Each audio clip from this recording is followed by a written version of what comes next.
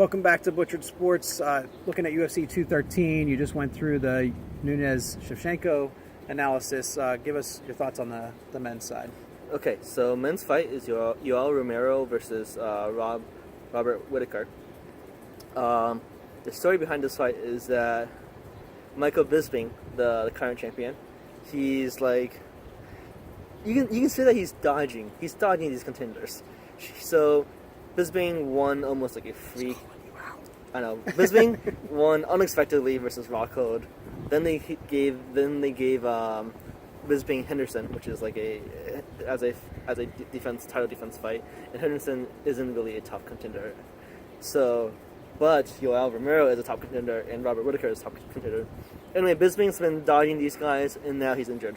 So UFC said, you know what, this is enough time. We're gonna get someone the interim belt. This is what the fight's about.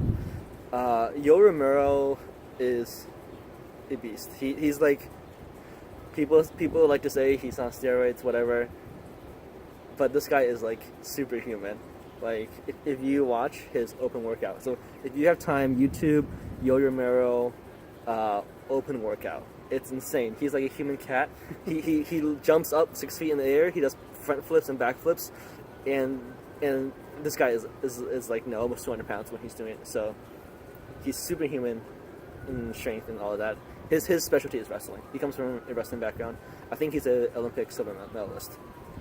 Robert Whittaker, he's lesser known, but he's like up and comer. He's a new guy. He's from Australia.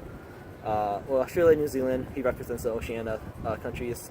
He's more of a stand-up fighter. He's more of a boxer. He has some really good knockouts or technical knockouts. It's gonna be interesting. Do you have a prediction in who's going to win that fight? I think Romero is too good. Romero, I don't know. I just from watching him shadow box, do his workouts, his other fights, this guy is like, it's like somebody was in God mode and sculpted this like superhuman fighter, and that's what Yoel Romero is.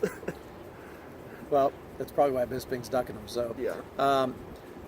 All right, you talked a little bit about the reality show that's coming to a conclusion Friday night.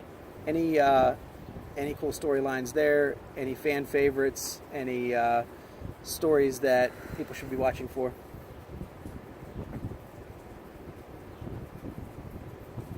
I'm gonna sound. This is gonna sound bad. No offense to all the fans out there, but not really. I mean, that's why it's on a Friday card. Yeah.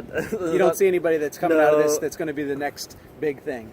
Like, so there's the finale of that, and also sharing the main card for that finale thing is Michael Johnson versus Gaeth. I don't know he's got a really weird last name. It's a lightweight fight, and the story behind that is Michael Johnson is he's been around for a long time. He's a good fighter, but he just can't string together wins. So he's been like called the gatekeeper, right? He's very good. If you can beat him, you're probably going to be a top contender. If you don't beat him, then you're not meant for the UFC. This is like he's trying to prove that he's not a gatekeeper. He's trying to string together some wins. To be his own man, to stand up on his own. We'll see. All right, well, that might be enough to keep some people tuned in. All right, the one that I've been thinking about that I was excited to talk about tonight, although this is some good stuff we already talked about, Conor McGregor and Mayweather. We have a guest tonight. He didn't say he wants to go on, but I think his opinion of Conor McGregor and Mayweather. What's your opinion, John? Well, I don't think this fight should even happen because it really doesn't make any sense. McGregor can't charge him, can't jump on him like he does in the cage, and I don't think he'll land a punch. Mayweather would just dance around, come and jab, move around. He'd be too fast for him. He'll jab and move away, and McGregor would be frustrated. McGregor's not barefooted. He has to wear the shoes. He has to wear the gloves. It'll just be outclassed, and it won't last. If it does last, it'll be all Mayweather. It's something that shouldn't even happen. It's a payday. Yeah, that's what it is, a payday. That's John Raymond Ortiz joining us via the Bronx down here in Butchers Hill, Baltimore. Welcome to Butchers Hill, Butchers Sports Talk. Nice to be here. Thank you for having me. Yeah. I agree with John. It's like, why is this happening? Like, Mayweather is arguably the greatest defensive boxer of all time. And Conor McGregor, in terms of boxing, this is a boxing fight. Conor McGregor is like nobody. Like, he's an amateur. So they put an amateur versus the greatest of all time. Yeah. What's going to happen, you know? Yeah. I mean, it's definitely a gimmick. It's been a long time since we've had a big-time gimmick in the world of boxing. Yeah. You know, back in the 80s, there used to be gimmicks. It's probably, I guess, overdue in a sense. The one thing I would say is you don't get in the ring with somebody that can hurt you. McGregor, I think, respects the fight game enough that he won't. I don't think he'll cross the line and intentionally try to hurt Floyd. But if he does somehow land a punch, if he lands a couple punches, the last time I really truly saw Floyd Mayweather hurt was Sugar Shane Mosley. Actually had him stunned early in a fight, and Shane Mosley was a powerful puncher. Didn't put him away when he had his chance, and Mayweather came back and beat him, rightfully so. He beat him by decision. But if Mayweather gets hit by a powerful punch, he can be hurt. But I don't know that McGregor can ever hope to land that punch solidly. Yeah, and it's really important to note that McGregor is used to 4-ounce gloves, right? Versus boxing's 10-ounce gloves, right? The knockout ability of a lighter glove is way different than a boxing glove.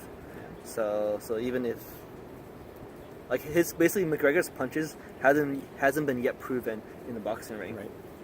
Well, the hype is going to intensify over the next month plus, and you know, people will buy into it. I'm sure I'll be interested in seeing the results.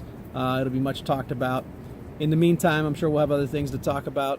Can't wait to see some of their weigh-ins and things and all the antics to go along with it. Yeah, there's a big press conference soon. Oh, yeah, big circus.